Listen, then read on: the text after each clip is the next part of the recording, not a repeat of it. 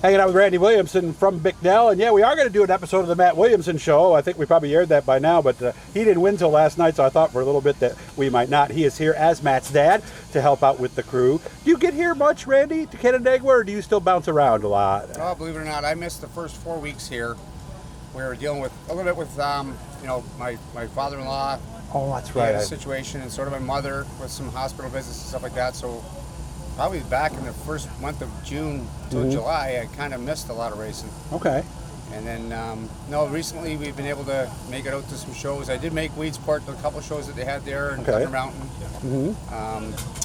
Where else was I? Cornwall, Mohawk, a few other places. But I get out as much as I can. The only thing is, we're still a little bit busy at the shop. But it's had its days. I mean, the unfortunate thing is the Sealands Grove race, which hurt, 5 or 6 cars, at least 5 or 6 cars, pretty badly.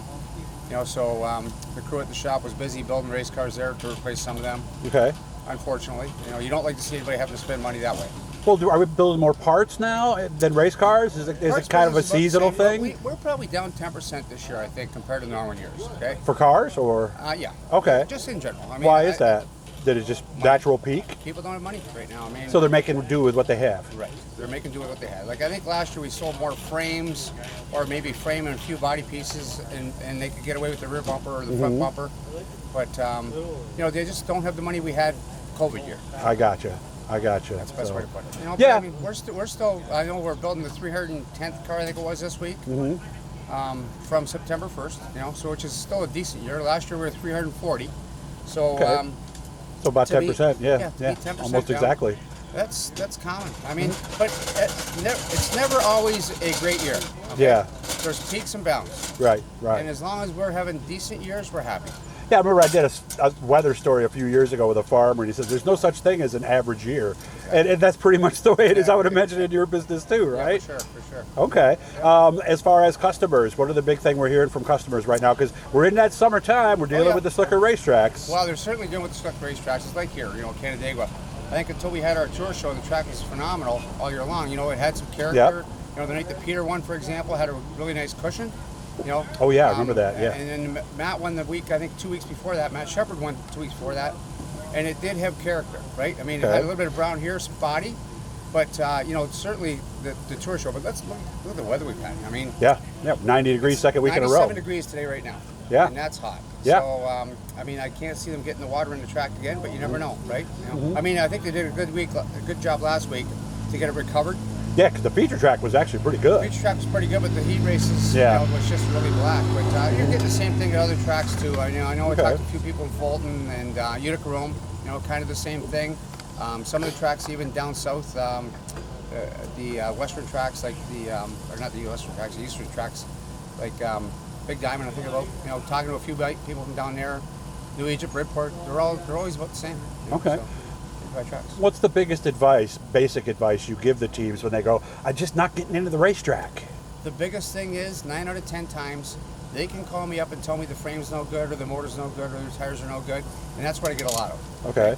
But once you sit down with the customer, ask them for some static loads, extension loads, spring combinations, shock ideas of what the brand they got, whether it's Penske, Dig, Integra, whatever they've got, but get their baseline. And I'm telling you, 9 out of 10 times, it's usually because their static loads are not getting paid attention to. Okay? They take care of their race car percentages, but they don't take care of their static percentages. And it does make a big difference. For the lay person, and even I don't understand exactly what you're saying, so how could you explain that to somebody, the average race fan, static loads? Okay, there's different weights of a race car. There's your complete race car weight, which is what we call race car balance. Okay? And that's the amount of the whole race car on the scales. Yeah. Okay? Our static percentages are everything above the spring, okay? So anything that's going to be sprung, okay, what we call sprung weight, okay? Unsprung weight's the axles, sprung weight's the top end. Gotcha. And what that is the amount of roll to the right front, to the right rear, and then back to the left for drive us off. Okay. Yeah. So we want more or less of that when the track slicks off? We all have balances, okay, that you want to achieve, and I give them a baseline setup sheet. But I can tell you that I would say 50% of the time when that customer got that balance sheet and they said, I did everything you asked me to do, Then when you ask them for their numbers back, you didn't do everything I asked you to do. Oh, okay. And then you start looking at the math. This is all mathematics. Okay? We're talking cross weight, front rear percentage, stuff like that? Yes. Okay. And again, left side static loads, left side static percentage, and extension loads. Okay. A lot of this is all what you do with the spring you have to work with, whether you put spring rubbers, whether you put bump stops. Okay. The amount of preload or no load in that spring. So they need a spring smasher to get specific? You do, but 9 out of 10 times I can lead you in the right direction with a spring smasher by getting Okay. centers to centers. Okay. And as long as I know where your ballast weight's located and stuff like that.